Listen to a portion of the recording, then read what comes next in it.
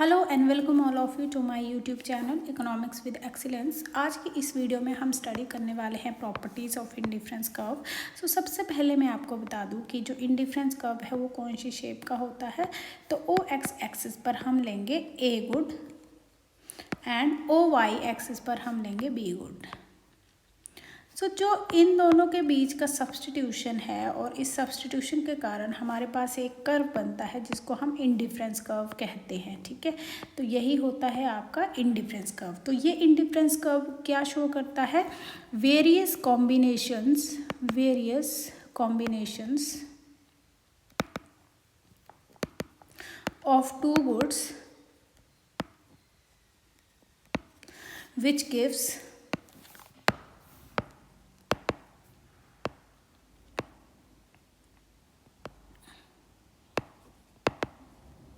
equal level of satisfaction। So आपका जो indifference curve है वो हमें ये बताता है कि जो दो वस्तुओं के बीच में कौन से कॉम्बिनेशन को जो है वो एक कंज्यूमर को पिक करना चाहिए जिससे कि उसको इक्वल अमाउंट ऑफ सेटिस्फैक्शन मिले हर एक क्वांटिटी से। ठीक है, और हर एक क्वांटिटी की यूनिट को कंज्यूम करने से। ठीक है, सो प्रॉपर्टीज़ में चलते हैं। We have our first property which is the indifference curve slope downward to right.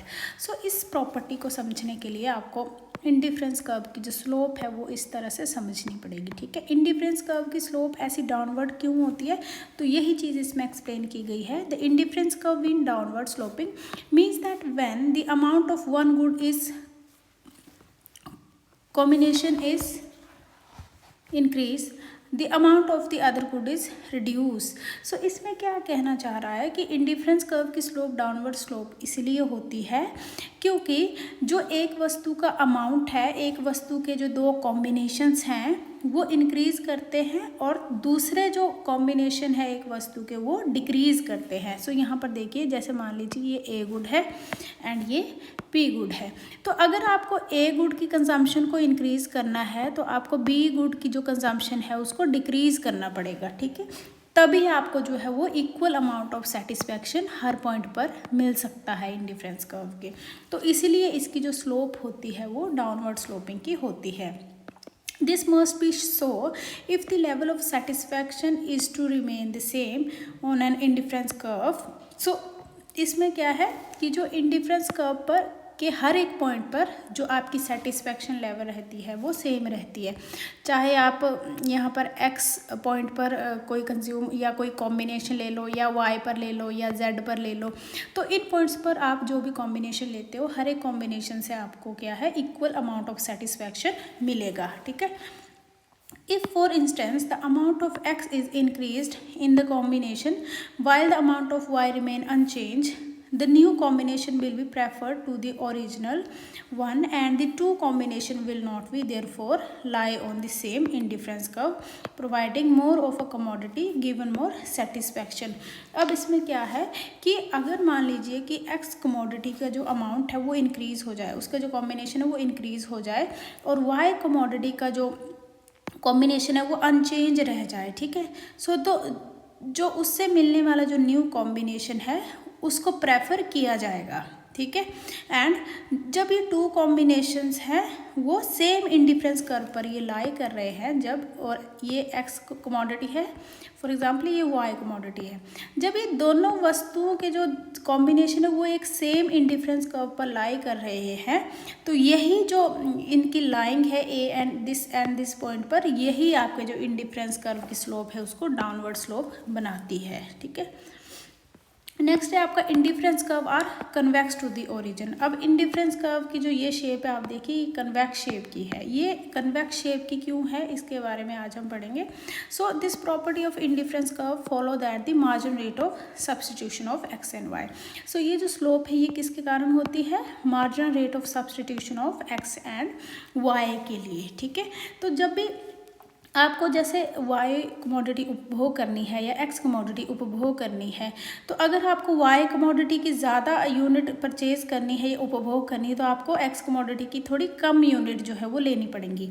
और वही अगर आपको एक्स कमोडिटी की जो आपकी क्वांटिटी है या कंजम्पशन है उसको इंक्रीज करना है तो आपको वाई की क्वांटिटी को डिक्रीज करना पड़ेगा, ठीक है। यही इसका एक मेन रीज़न है इसके कन्वेक्स होने का। तो यही चीज़ यहाँ पर दिखाई गई है।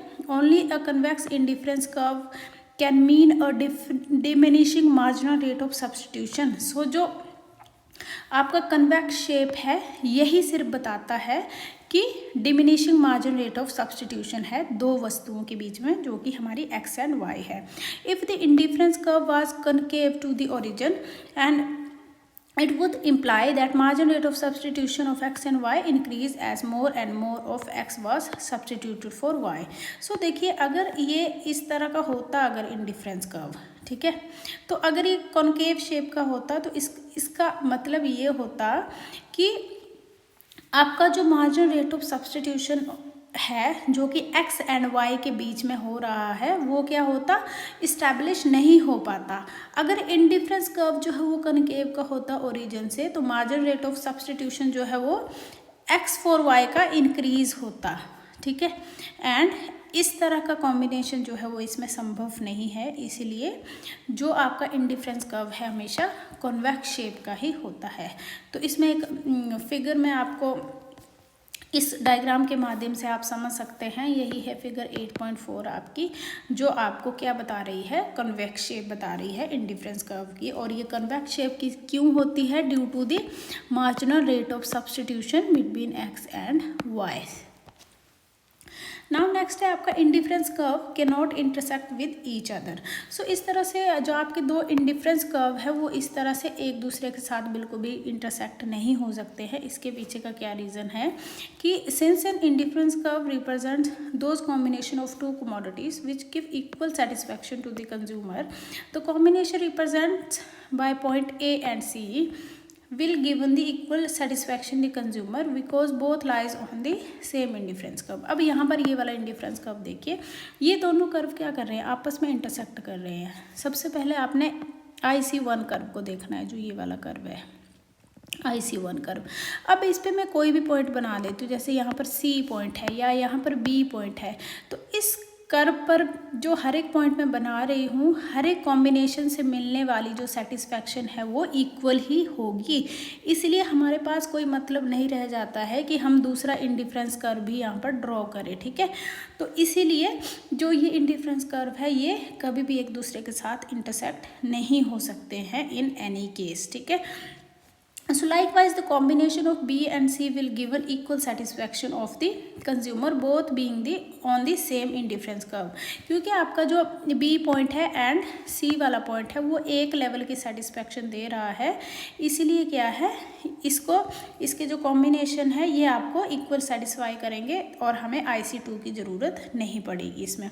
और अगर if the combination A is equal to combination C, अब ये वाला जो कॉम्बिनेशन है जो दूसरे IC2 पर है ये वाला कॉम्बिनेशन ये C के इक्वल हो जाता है, इस वाले के C के इक्वल हो जाता है in term of satisfaction and combination B is equal to combination C।